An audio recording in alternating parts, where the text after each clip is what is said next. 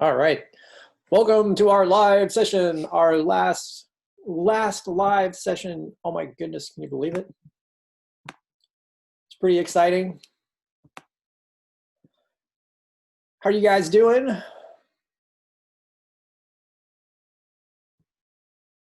Lost my chat box. There we go.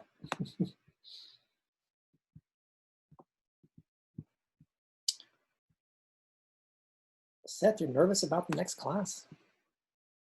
No worries. The further you get, the better you get into your own stuff that you're interested in. This is our last meeting of class. We're gonna do a little bit of kind of wrapping up, a little bit of review about how this whole adventure in psychology of play has been leading up to showing us about emotional intelligence. And I'm going to wrap up the course showing you kind of the lens about emotional intelligence. And then we're going to talk a little bit about empathy. I have a pretty cool video that I haven't shown in a long time, Jennifer. I'm going to be showing the red letter video, which I think is awesome. I'm also going to do a little bit about Albert Ellis. Jennifer talked with you guys about the ABCDE method, and so that ties in with Ellis. And I'm going to talk about some of the labels that are in your reading. Those are kind of, they're not Ellis material specifically. They're more like how to think about it. And so I'm going to hit those. And then we'll have that little red letter video to kind of close us out. And then we'll be done. I do want to make sure that you guys have an opportunity to ask any questions. I'll tell you, I spent a good amount of time yesterday with one student who had, he had a request for me to spend some time talking with him on Zoom. And so it got me to kind of thinking about, a bunch of this stuff that comes up, I think every month. You guys have good questions, but one of the things we want is for you to be able to ask those questions here in our live lectures. And so if you would like to ask any question related to what you have gathered from the course, I want to give you an opportunity to do that. I have a bit of a headache today, and so I'm going to try to go through my stuff here and not get too messed up by my headache, but that's part of why I want to invite you to ask me anything that might be on your mind, because I love answering your questions. And so I want to give you an opportunity to have that. Cool. All right, I'm going to turn my little video thingy off. So there we go. Less bandwidth. All right, you guys know me. There's my family photo. So let's skip down here to the Ellis material. So,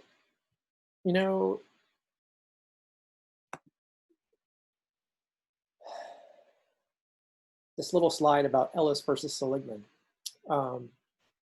This kind of gets into like psychology proper versus positive psychology. So think back to your time where you were doing positive psychology in week 2, and we kind of talk about building our strengths and like what are the things that you can do to identify what you're good at, and then how do you develop those things, right? And so with Ellis, everything about what Ellis came across was it's irrational thinking that leads to our problems in life. And so Ellis came up with that how do you reframe your irrational thoughts into new action plan. And it's based in this idea that all of our emotions come from a thought first. And so there's some cognition that happens in what you're thinking, and that thinking is typically not all based in reality. It's based on perception. And we kind of went over that too, about everything that we do in life is, a perception-based thing. And so what happens is that perception always has something in there that's not based on 100% reality. It's based on what, 99% reality or less. And so we have a little bit of irrational beliefs. And so we have an emotional response to not being 100%, you can't be 100% right about everything. And so Ellis's thing is that irrational belief leading to your emotion is what causes our issues. And so he developed all of his framework around how do you examine those irrational beliefs and then plan a better way out of that stuff. And so the ABCDE model stuff that you guys did with Jen on Wednesday helped you see how Ellis's model works, where you reframe things by looking through what's that first thing that happened. And so there's an adverse event that happens, and then you have a belief in response about that adverse event. And so then there's a consequence, and then you dispute that thought, and then you end up with a new thing, right? And so that's what the whole ABCDE model is about. And so it's based in what is the irrational stuff that you think first, leading to a bad end result. And so what happens is you take all of that stuff, and you and I, we funnel people into little categories. And so we're going to kind of go over some of those categories here today, and they're called labels. And so these labels are things that we came up with, and I'm going to kind of flesh out some of these things clinically also, because there's a lot of meaning behind these labels. So here on this slide are the labels we're going to go across: the plate spinner, the damsel in distress, the Wizard of Oz, and the albatross. Cool. So how are we doing? You guys still with me? I want to make sure that before I get off to the races here on the labels, that still got everybody. All right, good. Okay. So the first label is the plate spinner. And so this is somebody that feels kind of like they're supposed to be a perfectionist. This is the person that's got a high bar for what they feel like they should be doing. Seth, yes, fear of failure. There's probably a little bit of fear of failure in all of the labels, and it's that fear of failure that helps funnel us into which particular label we have, or which particular label we see in other people. But the plate spinner is the perfectionist. And so when you have somebody who's a perfectionist, they're going to believe that they aren't supposed to make mistakes. And so you end up with a lot of things that are like, I should be this or I should be that. I shouldn't make mistakes. And there's a feeling of worthlessness and failure. And so I think about the plate spinner thing. And so this is a common thing that I see a lot with my students and with my clients, is that there's this expectation that, since we are in the field of, answering questions here as an instructor and as a therapist, like I'm supposed to know the answers to things. And so part of what my job is to, confirm or affirm you guys when you're doing things right. And so sometimes what we end up with is control issues. And so think about in your life, what are the things that you can control and what are the things that you cannot control? And how do you feel whenever you realize that there are things that are going to be outside of your control? If that gives you some anxiety, plate spinner might be the thing for you. If you feel like you're supposed to be doing a whole bunch of things right, and if you have 14 tasks and you drop one, that's what the plate spinner label is all about. And so whenever you miss a deadline, or you don't get something done, do you universalize that one failure as the judgment over all the other 14 things that you may have done well, you know? And so that's a control thing. Whenever we feel like we should be able to do 14 plus 1, and if the plus 1 doesn't come through, then we like say, oh, I can't do anything right. Well, juggling 14 other things. Of course you can do something right. You're doing 14 other things right. And so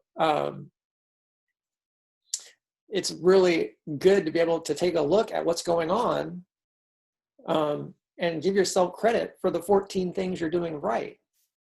And so if you're, you know, looking at life through the lens of a plate spinner, it's, I'm supposed to be able to do everything and do it perfectly.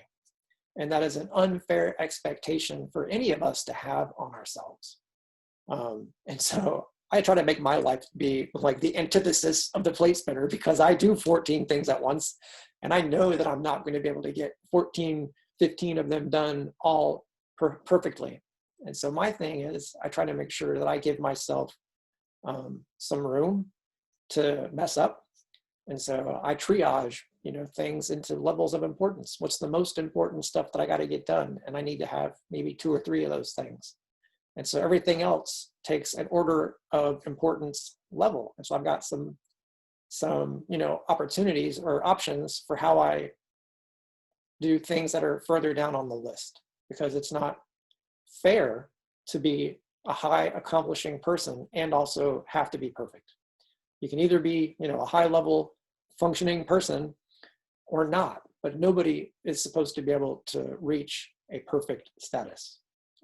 And so what happens is we kind of burn out if we feel like we're supposed to be that perfectionist indefinitely. And so one of the best ways to avoid burnout is to not try to be that perfectionist. So that's the plate spinner. Cool.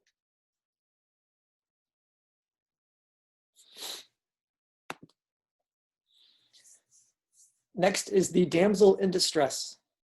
And so this one is a label about needing to be saved or rescued. Somebody should be there for me, and they can't handle situations alone or are helpless. So this label is actually very close to what is called histrionic personality in psychology proper world.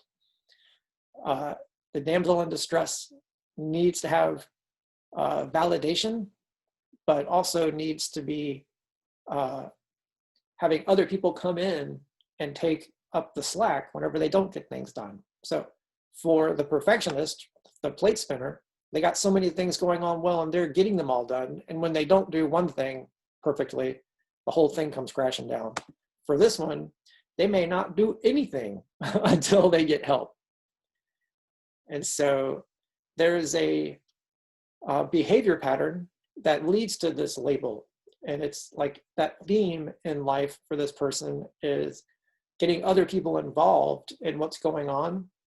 And so other people being involved is what validates that person to continue to elevate the behavior of bringing people in. And so it's this like self-fulfilling prophecy where you try to get people to come in and rescue you from the tasks that need to be done.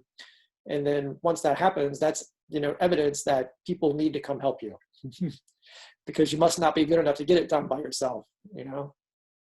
And so, you know, you're probably not going to label yourself as much as this, as you're going to be seeing this in other people probably, where you may notice people around you or in your, you know, social circles who ask for help clinically, maybe too much.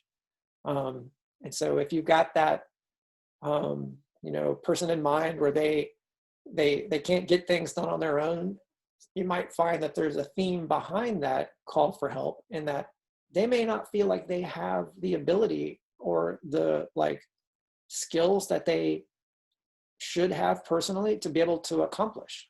And so in dealing with the damsel in distress, what we have to do is help them come up with setting healthy boundaries and helping them be responsible for doing their stuff and pointing out, hey, you know, this is your area, this is your life. what do you need to do in order to get it done? Yes, I can help you, but I can't, do it for you. So what are the things you are going to be doing in your stuff here? And helping that person set and accomplish goals that are in their life.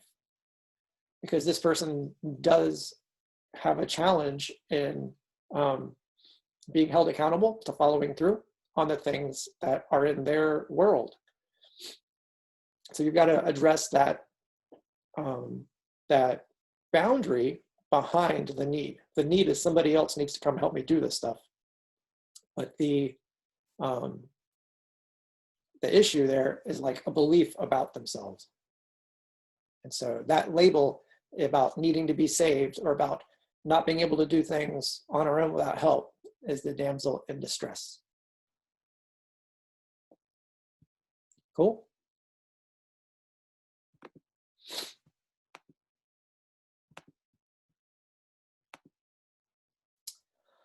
All right.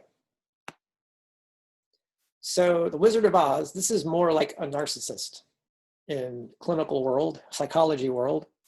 The Wizard of Oz believes that the world exists for their benefit. This is a very self-focused label. So the person who lives in this kind of world believes that everything out there is a narrative about their life. And so they may see everything going on in the area that they interact with as it's totally about them. And so, when this person walks into a room, they may feel like everybody's been waiting for them to get there. Now that I'm here, we can all start. Or, if things don't go right, they may see that they need to rearrange how reality happened. Like sometimes what they'll do is they'll change, oh, I didn't say that. What I really said was this. Well, that's because the world exists for their benefit. And so the truth has to change a little bit, or how you perceived the truth has to change a little bit in order to line up with the world continuing to exist for their benefit. And so if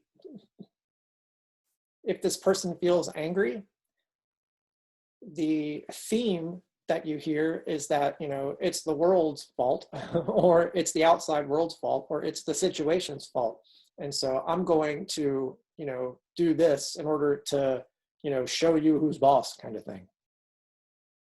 So Wizard of Oz label is typically, the bully type, the person who comes in and steals your lunch money is because they believe that that lunch money rightfully belongs to them, because everything out there is theirs anyway.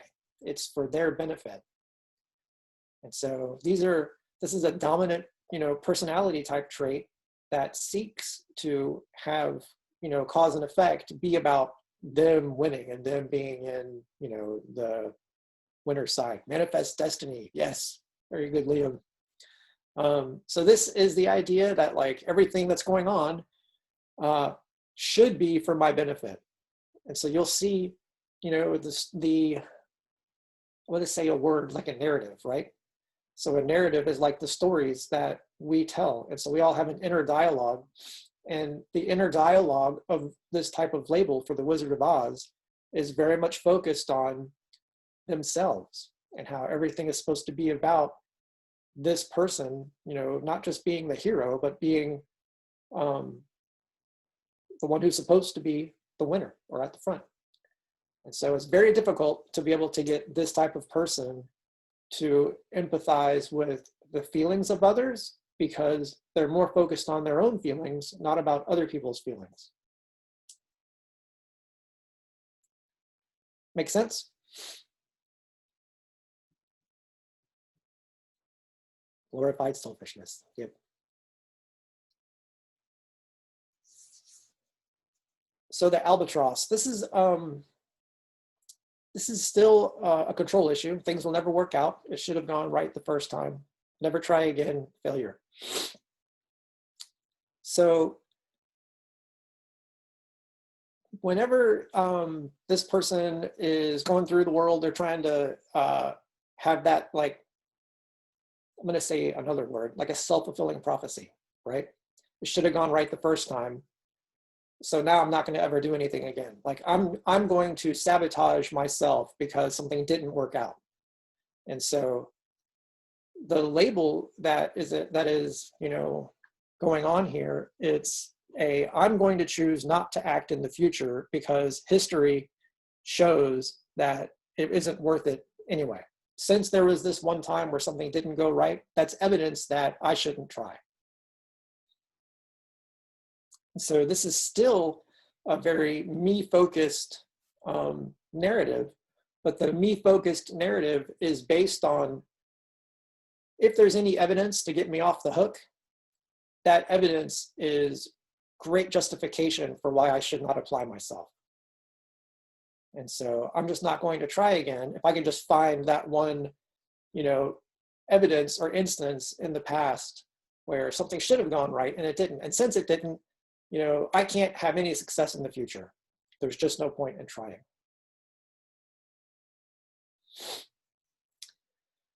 So this is less of a, you know, it's less like a personal theme and more like a history theme, more like a life event theme. Since there is, you know, something in the past that I can call up to use to get me out of an obligation, I'm going to hold on to that. And I'm going to convince you that that is the problem, not my failure to act. It's because things didn't work out last time. That's a justification for why I shouldn't have this expectation on me. And so this is a very difficult, you know, thing to overcome because everybody's got some sort of thing in life where they, you know, things didn't go right. And so it's a way to try to get, you know, history to be the lens for why I should not have to, in the present or in the future, use grit. Like I shouldn't have to have long-term, you know, energy for accomplishing difficult things. Look at all of these things in the past that I have a reason to feel this way. And you're just attacking me because you want me to fail, knowing full well that it didn't work the last time. Why would you do this to me and expect me to accomplish something in the future? And so it's a way to externalize to the outside world that it's not fair to have an expectation there to engage. So the whole idea here with these labels is to give you like a way to conceptualize how we try to get the outside world to be responsible for our stuff. And so you may more easily see this in other people first. And that's why the labels exist, for you to be able to figure out, you know, what other people, how they tick. And so you can see these themes in the communication style of people you know. One of the harder things is, which one of these am I? You know, and that is difficult. It does not mean that you are this person. So since these are like, these labels represent the ways that our personality flaws exist. And so, you know, we're not universalizing these flaws onto you or onto your friends. It's just a way to be able to represent a small portion of how we all have strengths and weaknesses. And so these are the weaknesses that we have. And we take these weaknesses and we try to use them as reasons for why we should not in the future. Or with our friends, we use them for like, this is your problem. You always think this. And so that's what the labels are about. And so for Ellis, these things are based on irrational beliefs, either about ourselves or about the outside world. And we use these irrational beliefs to come up with a way to conceptualize how we are justified or how our friends are not justified in doing things. Okay. So those are the labels. So you can label yourself, you can label other people, Nothing is 100%. So there's two realms of how we do this, to ourselves and to others. And then you can break that down into past and future, right? And so in the future, how do these labels, how are they used? Like the plate spinner, has that I should always be perfect. Well, I should always be perfect is a future kind of thing, and it causes anxiety and stress if you are supposed to always be perfect. But then in the past, if you made a mistake, it's going to lead to guilt and depression,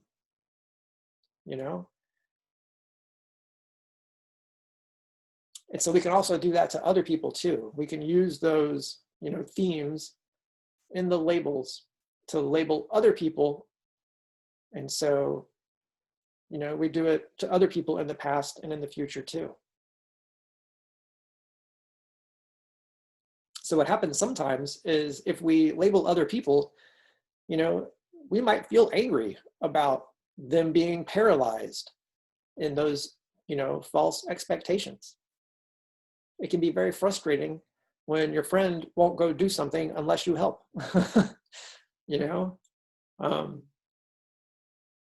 And so when you feel like you're using these labels and you're kind of getting a little bit of, how they are supposed to be used, then you can take that next step and look and break it down into, are you analyzing, things from the past, or are you trying to predict yourself for the future? Like with all of these labels, this is how we do our boundaries with the outside world, with our friends.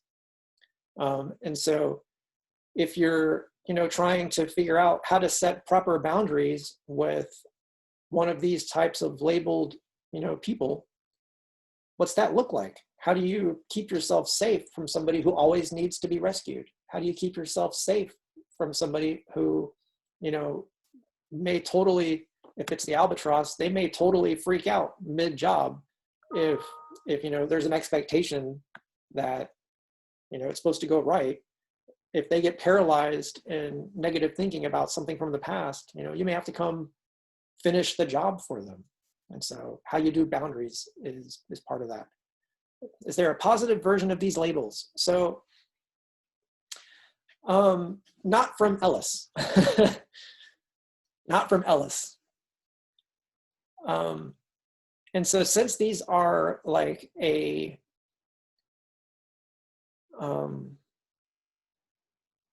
these are what we came up with, folks on our team have these as the labels from Ellis's teaching.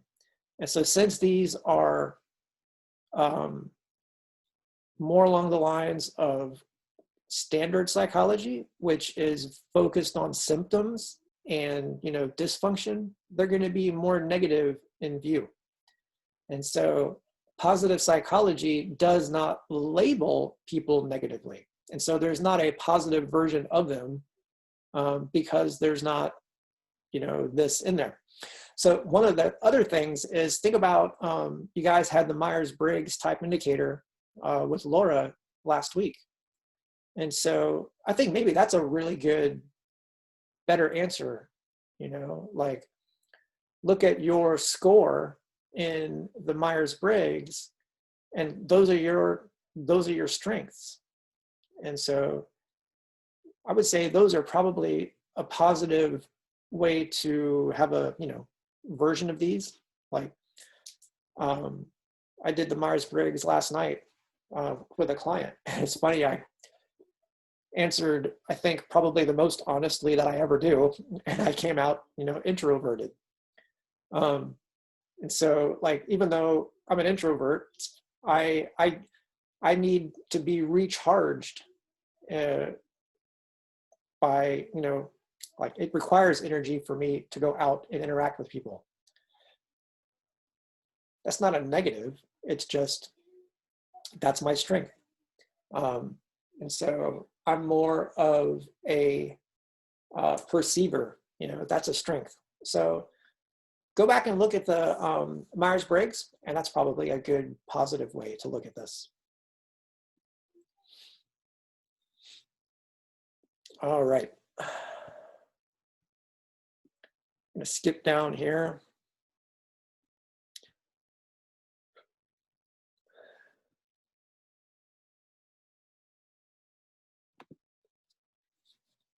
All righty. So we're going to leave labels behind. We're going to look at emotional intelligence. So emotional intelligence is like a whole field. It's not just like a concept. It's a whole field of psychology. And Daniel Goleman is the most, I guess, referenced writer currently for this material. And so what we're going to look at is these 5 components that contribute to emotional intelligence. Something that a lot of people lack. So this is my favorite thing. I love, you know, planning out how do I do better at being emotionally intelligent. I come from a background where my dad was a leader. He was a leader in a sales force that sold technology, and I have inherited a love for how do you inspire people, you know? How do you encourage people? How do you partner with them to get from where they are to where they want to go? And so I think it requires emotional intelligence to do that. And I don't think you can ever end the quest for emotional intelligence. And so here are the things that we are looking at. We're looking at self-awareness, self-regulation, motivation, empathy, and social skills. And I just want to go give you a rundown because you guys have been doing this all month. You have been investigating areas of emotional intelligence. And while we don't necessarily tell you that, that's what you're doing. So psychology of play is an investigation into emotional intelligence, and play is involved in it too. So think back through the month. You've already done most of these 5 things throughout this course, okay? So the first part is self-awareness. You've been played, that's right. Really, I'm going to write a new section of the class, and it's going to be about emotional intelligence. And I've already written the empathy part, and we're going to look at that too. So you've explored play concepts as the means by which everyone learns how to become self-aware. And so some of the things that you learned about in this class are the play personalities, multiple intelligences, and mindfulness. Mindfulness is a huge one for self-awareness. The play personalities are like thinking about what kind of, play themes are in your life. Multiple intelligences, it's another way that we do self-awareness. So think about how much do you invest your time in getting to know who you are and how you are wired. You know, we just had the question, is there a positive look at labels? That's totally a self-awareness thing. How can I go, learn more about myself? And so in this course, one of the things that I say in week 1 is this course is about you. It's not necessarily about play, even though play is involved. It's not necessarily about any, one of these aspects. Really what it's about is spending time to get to know how you work. Because what's going to happen is you're going to go forward in your time at Full Sail, and you're going to learn a lot of the specifics to your industry. But you're really not going to have too many opportunities to really ask, who am I and why am I here? That's a self-awareness thing. And so we do that in this course. Play personalities, multiple intelligence, mindfulness, those are some of the things. The labels today were also part of that. Next thing is self-regulation. So here are some of the concepts that you did for self-regulation. The idea of grit, having, long-term energy for long-term goals, being able to like set a goal and go through the short-term stuff to get through, and then being able to, overcome setting short-term goals because you have long-term goals you want to accomplish. You have to be able to learn how to deal with yourself in the current moment, and getting over those obstacles to do it requires self-regulation. The weekly plan is being able to look at your week and say, hey man, there are things that I do. Let's write some of these things down. That's a self-regulation thing. Peak performance time, when during the day do you operate the best? That's a self-regulation thing. Gamification, like what do you have to do to increase engagement in your life? That's what gamification is about. That is literally self-regulation and flow. Your ability to reach that flow state is dependent on continuing to practice at things, and also like knowing, hey, I've been playing a game for like 3 hours. I should really stop and go eat. That's a self-regulation thing. Cool? So for self-regulation, the things you learned about in this class were grit, the weekly plan, peak performance time, gamification, and flow. You could probably come up with some more things. Week 3, the main focus for week 3 was motivation. We broke it down into intrinsic and extrinsic motivation. We taught you about the self-determination theory and the candle problem. I love week 3 because motivation is a huge deal. Like, why do you feel like you enjoy doing what you do? Is it because you get paid to do what you do, or is it because you love to do what you do?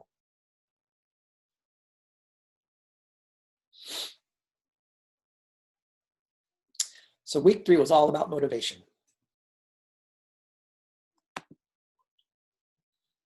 Social skills. Some of the things we covered for social skills was the qualities of play. Voluntary play is totally about social skills. I know whenever my daughter was growing up, she wanted people to play her way. And so she didn't like it whenever they wanted to play differently from her. And so I had to teach her, look, people play because they want to, not because they feel like they have to. That's a social skills thing. We talked about teamwork and conflict management. Those are social skills items. And so the one that I really want to focus in on is empathy. And so right now we're working on making videos. And so I've got my script and my slides done for my empathy video, but I am not yet on camera doing it. So we're going to talk a little bit about empathy here as we wrap up. Okay.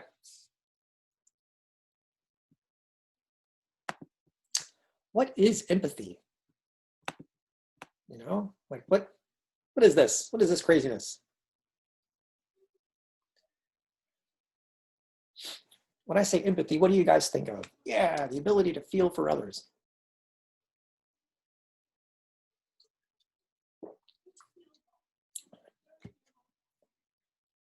I think it really comes down to like the ability to like connect, the fact that you have feelings and the fact that other people have feelings, and getting into the other person's world about those feelings.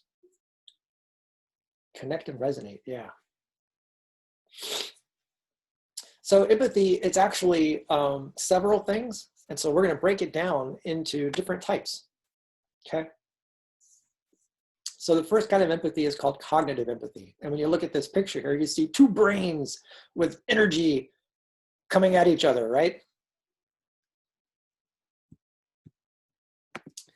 The idea here is cognitive empathy. It's our ability to know how another person may feel. This is having like an intellectual understanding that other people have feelings. And in order to recognize the fact that other people have feelings, you've got to be able to look at them and see, what does sadness look like? What does happiness look like? And so how do you know that when you're looking at somebody, they're having a feeling? You've got to be able to decode the difference between sadness and happiness. And so in order to do that,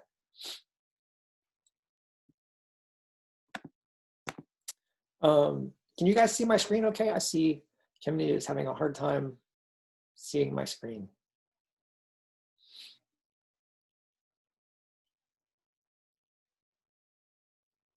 It's kind of blurry. Mega blurry.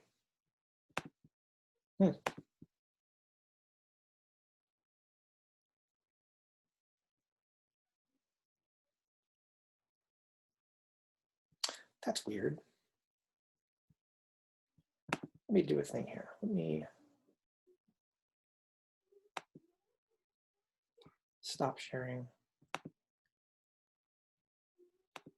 Share again. How's that? Better? Worse?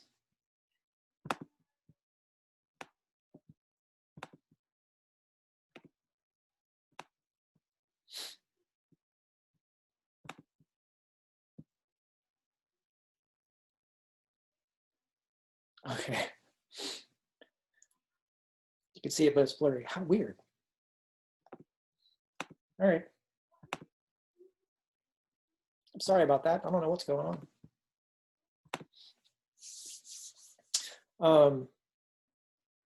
Okay, so let me keep on going. We're just about done here. And then what I'm going to do is show you a video.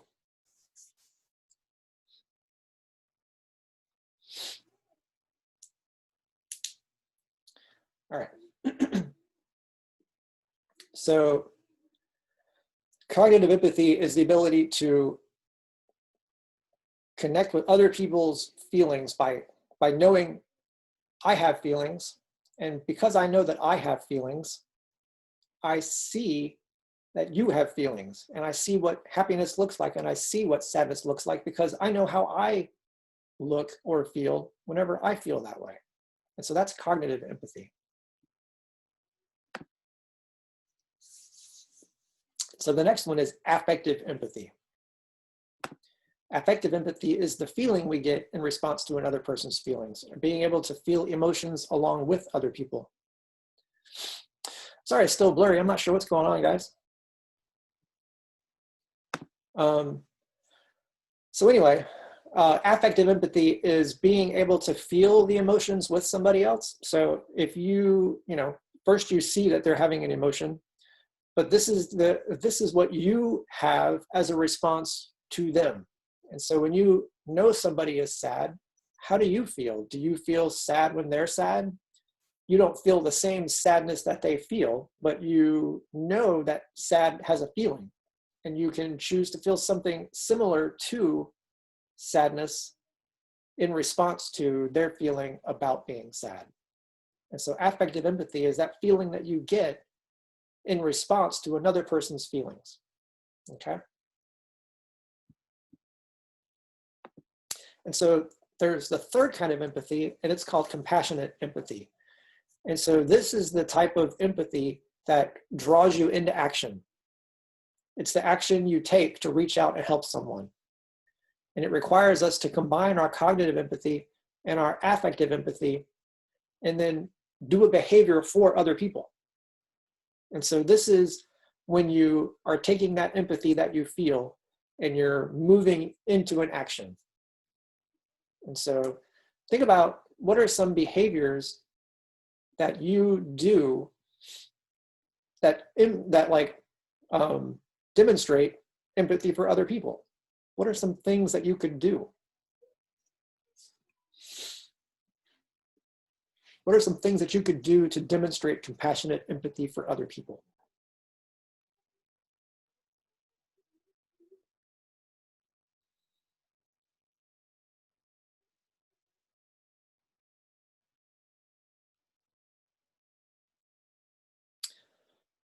Try to understand them. Yeah. Think about your quests.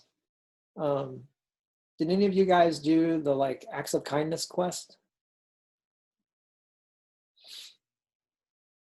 So that would be a compassionate empathy thing. And so typically what happens is, for the acts of kindness, you go do kind things for people. That is literally what we're looking at here for compassionate empathy. These are the things that you do to demonstrate that you care. You could do things like, volunteer at a homeless shelter or a food kitchen. You know, I help my neighbors. Anything that you do for other people that demonstrates that you care is a compassionate empathy thing. Cool? So I have a video I want you guys to see, and so I'm going to put it in the chat box so you can watch it. This video is 4.5 minutes long. It's awesome though. So I'm going to share it with you in the chat box, and just go click on this video, go watch this and enjoy it.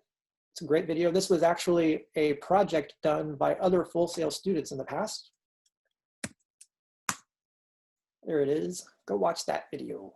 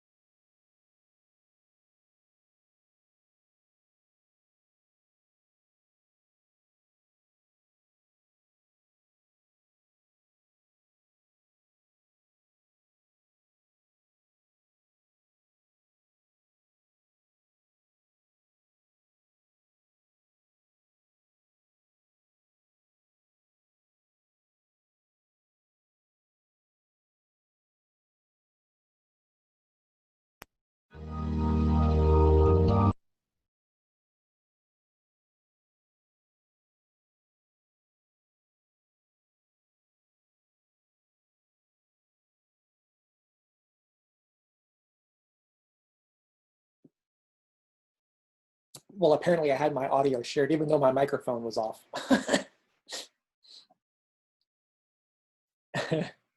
Oh well, probably get blocked on YouTube now because of the audio, but oh well. All right, guys, I love that video because it demonstrates compassionate empathy. These are Full Sail students who went out for one of their projects, and they put together this little handout, right? And it was like a, you know, a self-affirmation kind of handout, and they handed these things out downtown in Orlando as a way to just be kind to people and to like validate people.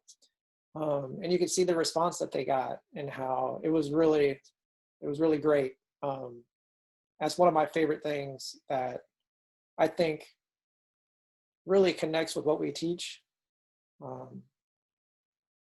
And so I just wanted to share that with you guys because I think it's a really good example of compassionate empathy for how we teach this class. And so this empathy segment is something that we're going to be adding to the course over the next couple of months. And I think that emotional intelligence is something that our whole course is about, but we don't really have it as part of what the objectives are for the course yet. But as I started to look at my empathy stuff for my video that we're going to be doing, I saw that it really comes from emotional intelligence. And as I began to look at the stuff for emotional intelligence, that's like our entire class. And so I love that what we teach you guys, even though it's about psychology of play, it's really about the psychology of you. And the more you know about you, the more emotional intelligence you are going to have the ability to use to connect with people. And as you connect with people, people will connect with whatever it is you do in your career. If you want people to invest in what you're doing, having them care is really going to be the biggest part. And so being able to connect with yourself is the best way to be able to connect with other people. And so that's what we want to encourage you guys here to do. And as we wrap up the course, that's the note that I want to leave you guys with. This class is about you. I want to encourage you to continue to invest in yourselves as people and develop yourself as people so that as you go out into the world, you are able to take that emotional intelligence into everything that you do. Cool? All right. We're going to call this the end of the regular content. If you guys have any questions, I want to make sure that you have an opportunity to ask them. Turn my video back on. I don't know if it'll, I don't know if I'm pixelated or not, but I have my video up here. All right. Stop sharing that.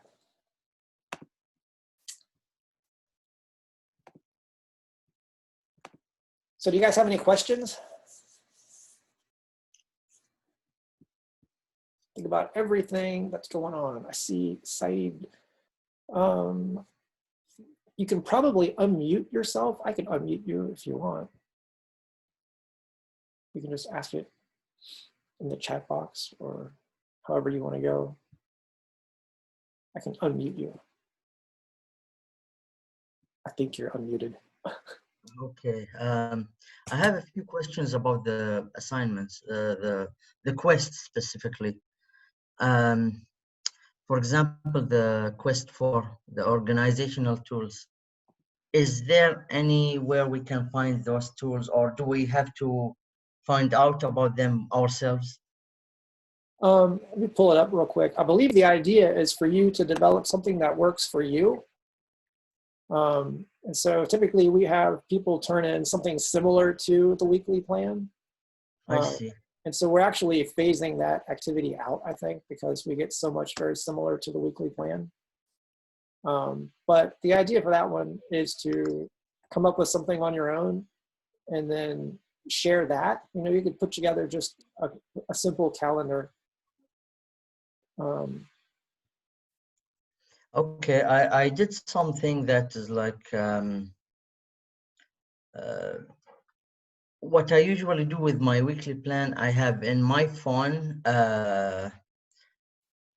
you know, a to-do list based on that current day. Does that work, for example? That helps me track what I'm doing right now. Sure, yeah. I have also another question. Let's see. Yeah, it's to do with the quest 3. So I didn't really get what did it mean by online word cloud generator. So can you explain a bit about that? Quest 3, Yeah. the self-compassion one. Yes, the self-compassion one. So make a word scramble of positive traits about yourself, online word cloud generator handwritten. So if you go look up a word scramble, you'll find something. They've probably got something here. Okay. If I'm going to go back into the main thing here. We got a reading to do, and then It's because I didn't understand what's a word scramble means. yeah, like a word scramble is like scrambled up letters. It's if you go look up on Oh, okay, those. Yeah, okay. I like wasn't sure. I wanted to know, like, is there a website that helps us do something like that, or do we have to do that manually? you can do it manually. Students do it manually. Some students find something very similar. There's probably a couple of places that students all go to because a lot of students turn in the same document that they found on the internet. And Okay, so I there see. probably is one out there that most students are using, but I do have some that make one on their own. And so like a crossword puzzle would be a word scramble thing. Or like, Yeah. they used to put these out in like the um, newspapers where you would like, Mm. you know, decode them. Yeah, I get that. Um, so there's not a wrong way to do it. There's just, you know, if you choose to do that one, you might have to take a step of creating one on your own. But if you go also look online, you should be able to find some. But you want to make it Okay, be yeah, about you, right? And so that's really the most important part here. It's about positive traits about yourself. So you're just scrambling up positive things that you would say about yourself and turn that in. I see. Yeah, that's all. Thank you so much. Yeah, yeah. Let me go back in here and get you remuted.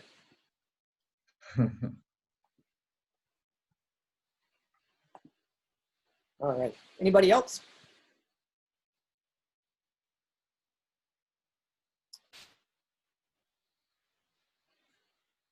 I'm going to go ahead and turn the recording off.